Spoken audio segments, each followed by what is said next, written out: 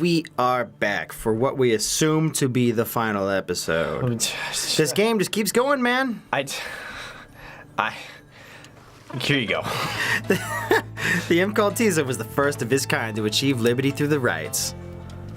While he was not the only imp trained in the way of the scribes, imps are native to the downside and thus care not for traveling abroad. This made them useful to triumvirates.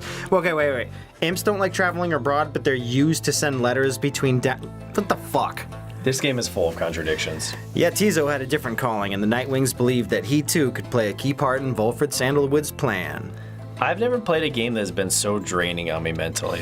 During the night of Scribe's return, he stood out to the populace as something of a miracle. They had only heard of downside imps before, from legends of Haub the Swallow. For me... Really? How are they delivering letters if they've only heard of them before? I don't know, but this game is like Sonic 06 for me, for like when Game Grumps played. It's just like, there's so much mental toughness that comes with finishing this game as a Let's Play.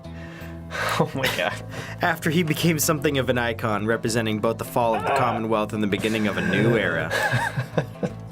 It just keeps going. He would visit his friend Bay at every opportunity. She was among the few who could consistently interpret what he meant, and they were always close since first they met. I never got that at all when they were together. Volfred Sandalwood would sometimes send him little gifts, all the way from the downside. Despite the insurmountable distance between them, their friendship proved more than resilient. Tizo often missed his interaction with the reader of the Nightwings. They had quickly built quite a rapport back on the downside. And Tizo would often express wistful gratitude from all his time conducting the rites alongside the Nightwings, who made such sacrifices for him. Other than that, Tizo was diligent about his role as something of a living artifact and helped interpret for the messenger imps that relayed news to and from the downside. I can do this. Despite having gained significant celebrity, he never let it go to his head. He is 100% head and like 2% wings. I know that's 102%. Although he did take full advantage of his access to the Saurian Union fishing industry. How could a thing that doesn't even speak have so much stuff to say at the end? Oh my god.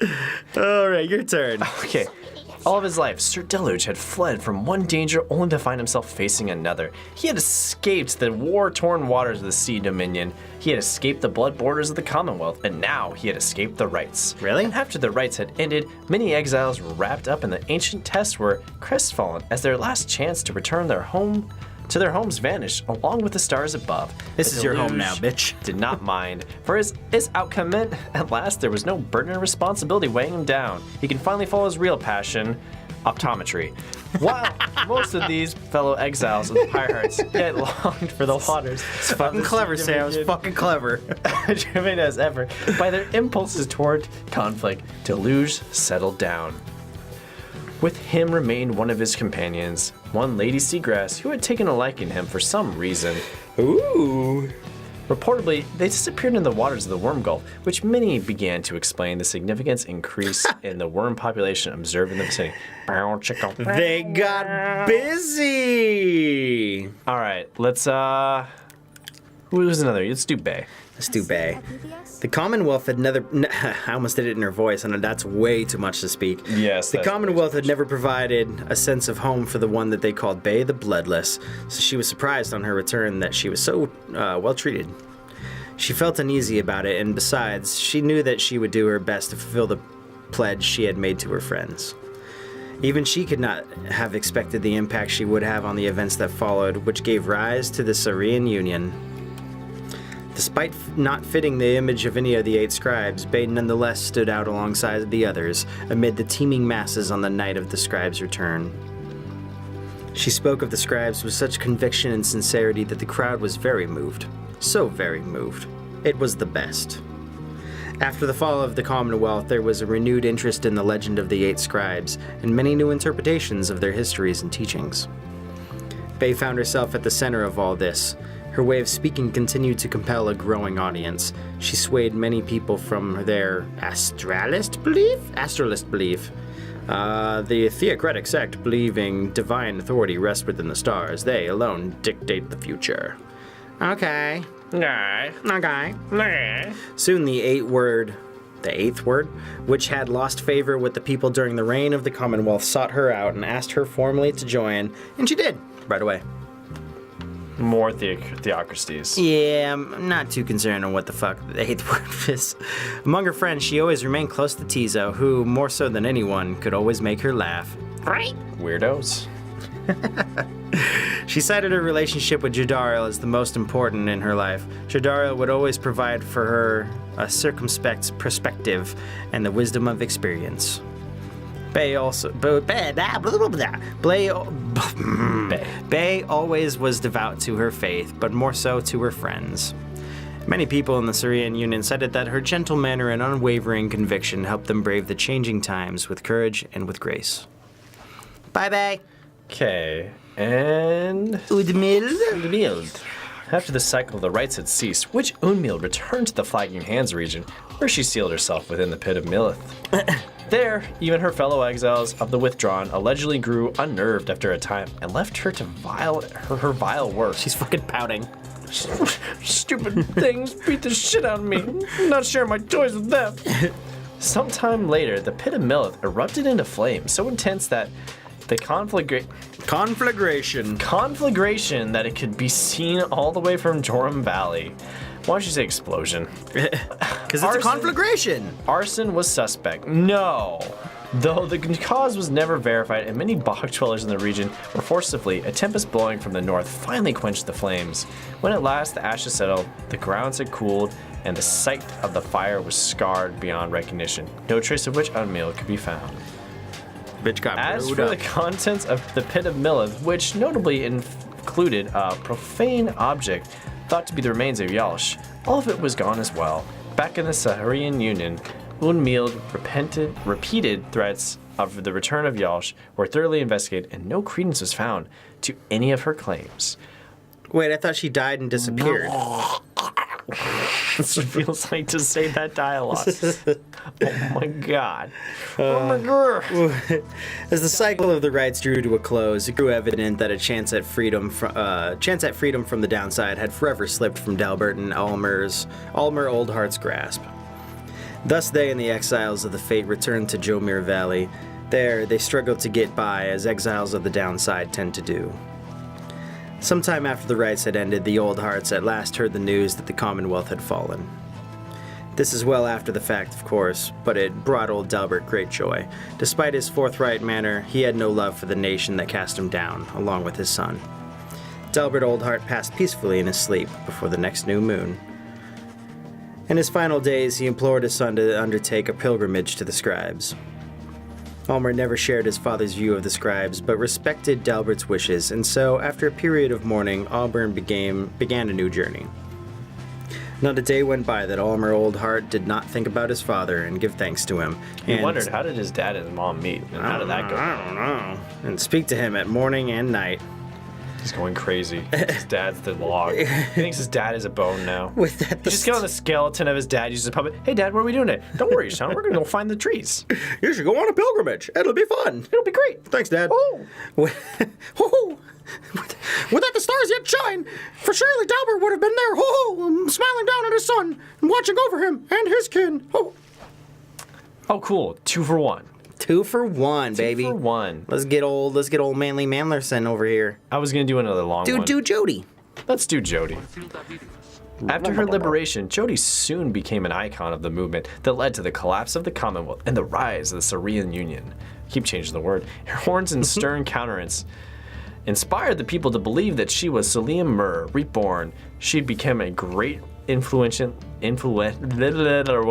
leader. Blah, blah, blah, blah, blah, blah, blah. Eighth of the eight scribes of the Book of Rites, known as the First Exile, or the something. Something of the last name. The last of his name.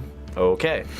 In uncertain times that followed, Jody's seasoned expertise often came into play in both matters of security and of state. For instance, she conscripted and trained a team of volunteers in public safety. The community did not know what to make of such a cordial bunch at first, but soon came to value their service. They soon have stood They soon have stood. They have stood. Oh my God. They have You stood are for dead. for the people ever since, and we celebrate their founding day each year. She remained close with Headwind all through his expertise, and they supported each other through their struggles many, many times. Sam, you are dead, aren't you? I know. She kept an eye on Bay, who nonetheless demonstrated a surprising knack to get by on her own, though Jadariel was always willing to provide assistance just in case. She continued training on her own, a regimen that grew stricter with each passing year. There were those who sought to train with her, and she sometimes obliged. There remained one other constant in her life. She would always remember her days among the Nightwings, and with fondness, for the most part.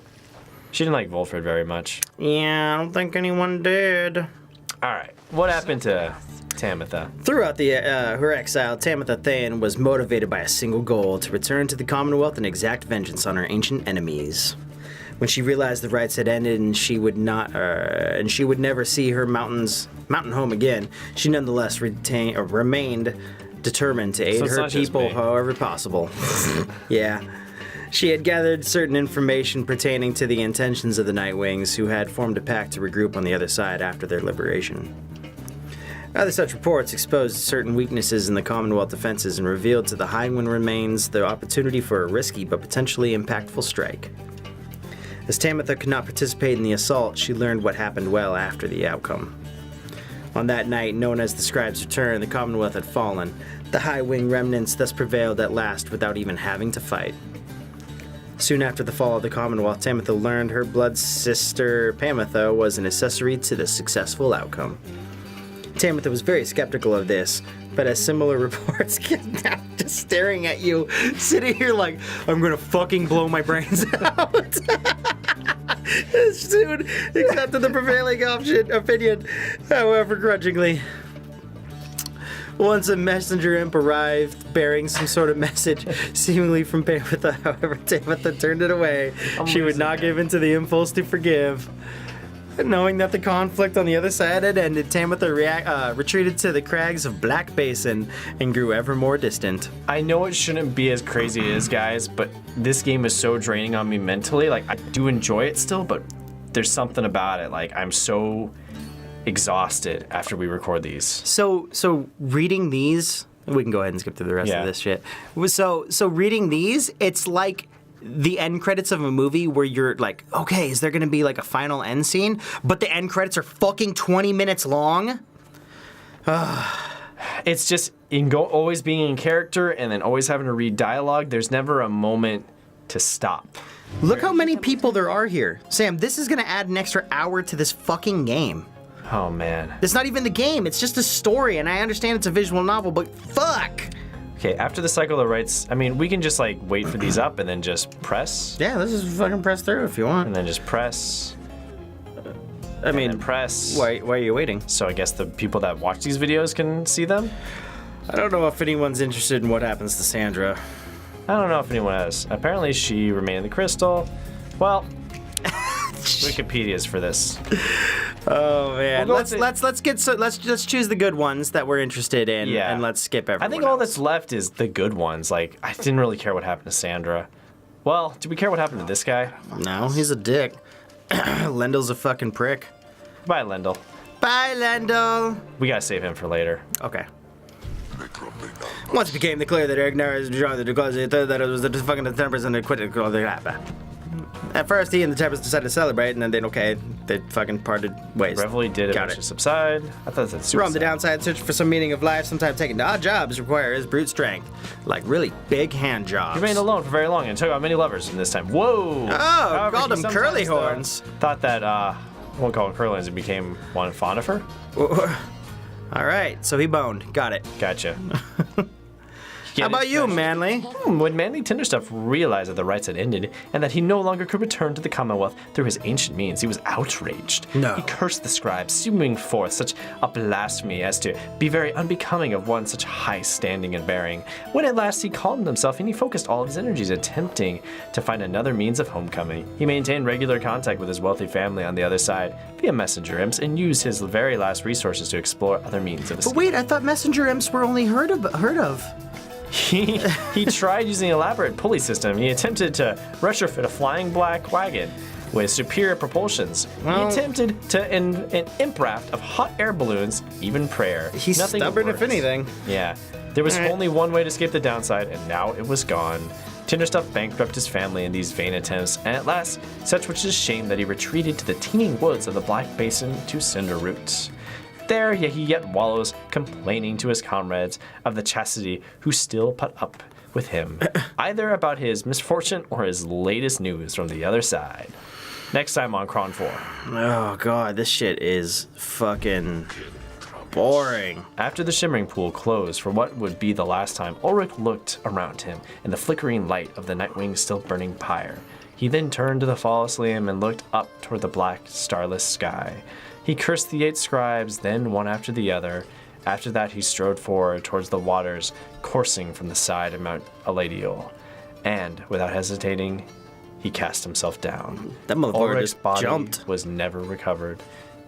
The drop from Mount Yodelehihu does not appear survivable, though Ulrich did survive it. Once. That time, however, he was filled with fury. Such was the betrayal he had suffered when his fellow exiles claimed his rightful freedom. This time, Ulrich was filled with nothingness and chose to leave the downside in one way he knew he still could. The other Nightwings, who were witness to this, never forgot what they saw. Beep up boop. Okay. Damn. Dude just straight up moidled himself. All right. When the worm Gilman returned to the Commonwealth, he believed that he had regained something even more important than his freedom, his honor. Gilman relinquished his knighthood and declined an opportunity to serve as the captain on the Blood Border. He was not interested in fighting any longer.